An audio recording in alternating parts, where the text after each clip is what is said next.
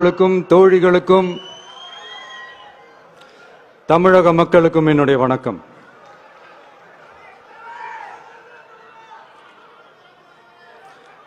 நம்ம குடும்ப உறவுகளை இழந்ததனால சொல்ல முடியாத வேதனையிலும் வலியிலும் இவ்வளவு நாளா இருந்தோம்.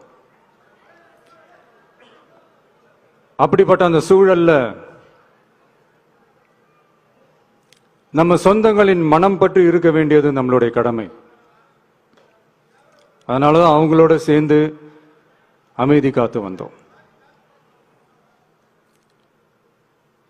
ஆனா இப்படி அமைதி காத்து வந்த நேரத்தில் நம்மளை பத்தி வன்ம அரசியல் வலைகள், அர்த்தமற்ற அவதூறுகள்னு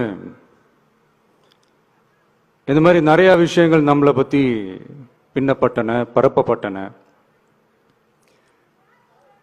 இது எல்லாமே